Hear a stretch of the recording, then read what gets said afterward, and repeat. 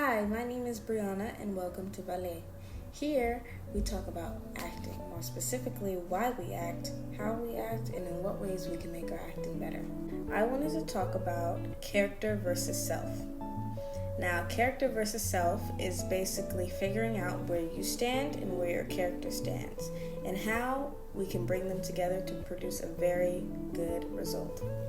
But before we dive into all of that, let's figure out what's the common struggle between character and self.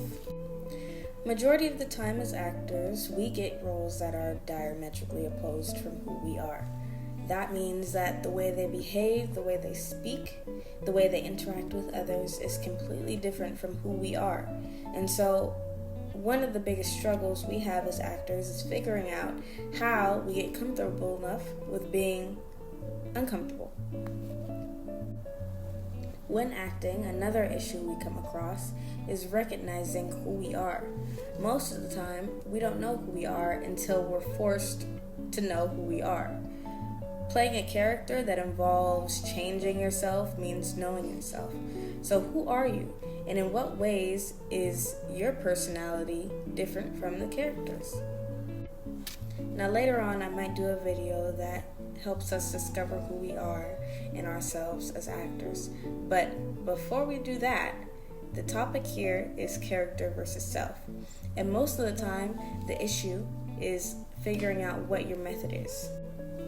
Now, most of the time, the line between who we are as people and who our character is as a person is drawn by what method we play. And although later on I'll go into depth about each and every one of the methods individually, for right now, I want to go over the big 6. Now, whether your favorite actors are Leonardo DiCaprio, Margot Robbie, or Johnny Depp, they each have their own method of acting. And no, not just method acting, but many different sorts of methods that all sort of fall under the same umbrella of these 6 that I'm about to show you right now. Now, it wouldn't be right if I didn't start off with the most famous form of acting, method acting. Now, one of the most well-known depictions to this date of method acting is Austin Butler's portrayal of Elvis. Now, there's no denying that he did an amazing performance during the movie, but what caught most attention is the way that after the movie was done, he was still found portraying himself, speaking, and acting as though he was Elvis. Because of his movie portrayal, it showed people in real time how acting method can sometimes isolate yourself from who you truly were outside of that character. And sometimes it can be. What method acting is a temporary immersion of yourself into the character that you're portraying. What this means is you're basically temporarily immersing yourself with the character. Everything you are and your character becomes one. Every emotion that character feels on screen is real to you. Every action that character does is real to you. And even though that's basically what acting is, off screen it is the same thing. You act and react the way the character would in real time. For a long time I wanted to be a method actor, and so the best way to think of it is everything that you do is first person. It's not third person where you're seeing it and you're saying my character is doing this, he is doing this. It's I am doing this, and the reason I am is because of that. Some actors you may know who do method acting is Natalie Portman, Jared Leto, Robert De Niro, Heath Ledger, Kate Winslet, and many more. Okay, now the next method that I'm going to talk about is the Stanislavski method. Now, what I love about the Stanislavski method is I can put my writing to the test and note down something that I call the breakdown.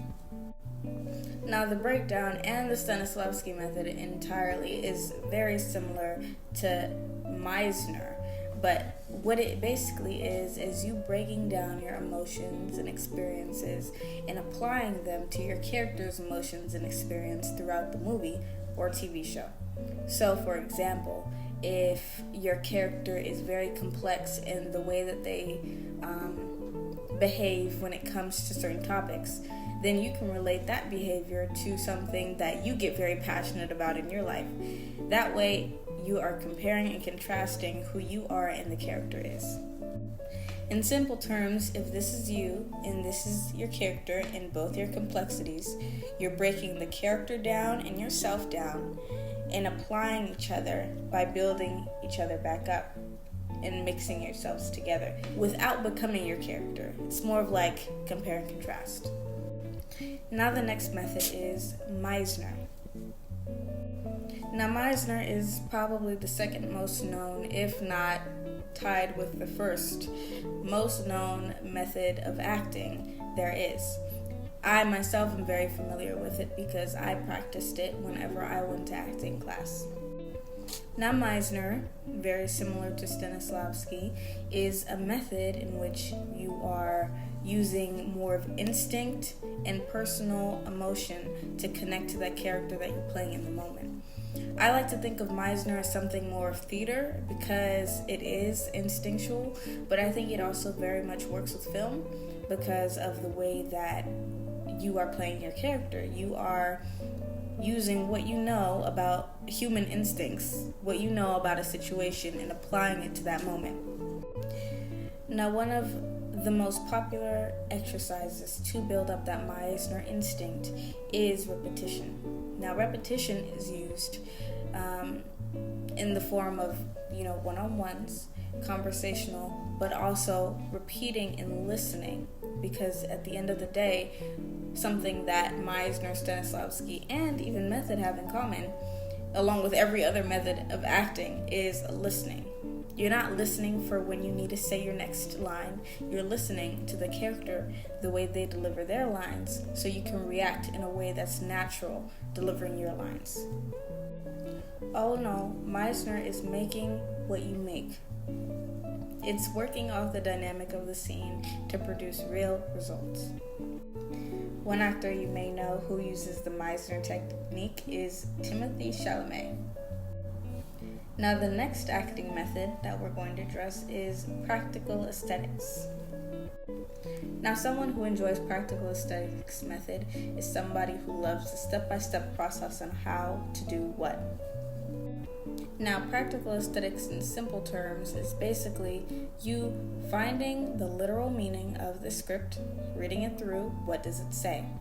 Next is finding the why or want of what the character is saying or doing. Now, once you find that why or want, your job is to apply it to a realistic scenario where you are in and make it so that you can find that the why or want of the scene that you're reading is similar to the why or want of your scenario. Now, when looking for that practical scenario, the most important thing in practical aesthetics is to make sure that although the why or want is matched, it is not a scenario that you have already been in. The reason why we do this is because if the scenario is something you've already experienced, then you don't know the end result. Our goal with practical aesthetics is to make something happen that raises the stakes of your performance, makes it seem real. Two actors you may know who use practical aesthetics method is Elizabeth Olsen and Simon Helberg. Now, these past few acting methods have been used mainly to pull out your emotion, but with the Chekhov method, your goal is to ground your emotions. The next method we're going to talk about is Chekhov. Me personally, I don't think I could do the Chekhov method, but what it basically is grounding your emotions into movements and physical expression, less about memory and more about imagination and movement. Basically, the goal is to think less and act more. If you could think of a 5-year-old kid just playing around, not thinking about how they're acting or the way that they move, just being themselves and using their imagination to take over, that's what it would be like. One of the most well-known actors that I'm sure all of us know about, and I love is Johnny Depp, and he takes this to the full extreme. If you know his characters in Pirates of the Caribbean to Alice in Wonderland, each one is so uniquely different and he plays it to perfection. And it's because he allows his emotion to dial back and more of his imagination to take control. Last but not least, our last acting method is classical. Now, classical focuses on mind, body, speech, and voice. And this is cousin to Meisner and Stanislavski when it says to work truthfully under imaginary circumstances.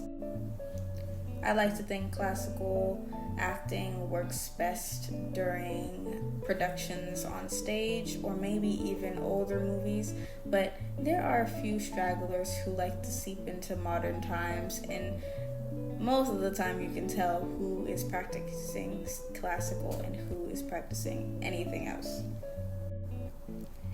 Breaking down these acting methods, you can really find that there are complete differences in the way that they act.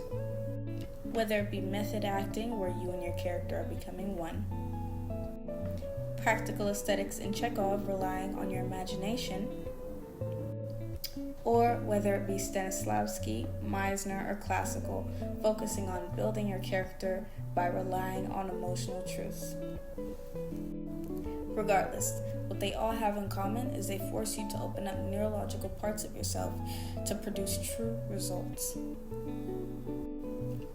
Until we start going over the next bunch of acting methods, for now, I want you to learn about yourself and get comfortable with being uncomfortable, because that is where true acting starts.